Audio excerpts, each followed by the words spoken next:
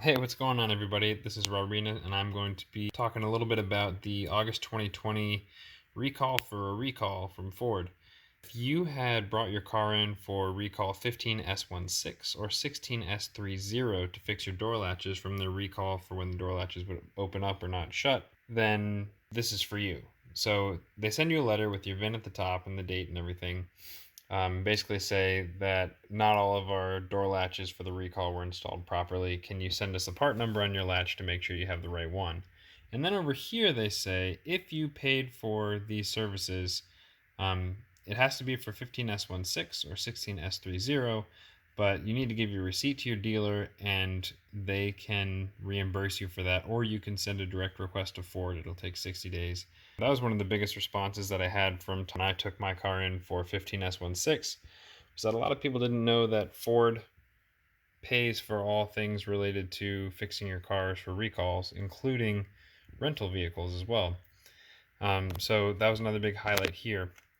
Now, something that is actually pretty slick, they were taking COVID-19 into account and said if you don't want to bring your vehicle in, you can take a picture of your own door latches and submit the part numbers that are stamped into the parts and take a little QR code picture on your phone, send it in.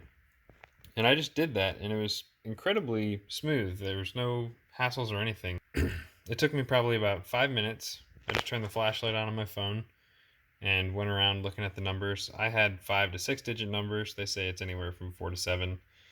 But you're opening the doors, looking in the actual latch jambs themselves for the number that's stamped on there. So here's the inspection sheet. Everything's pretty well spelled out in steps 1 through 4.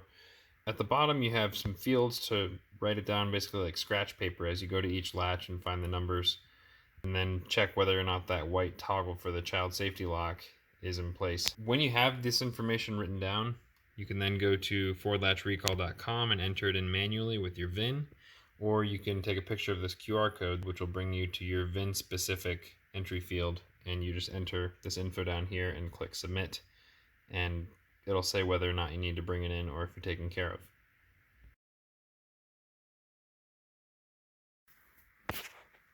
So I'm looking at my driver's side door latch jam right here, and right here I have 130517. That's my number code for that door.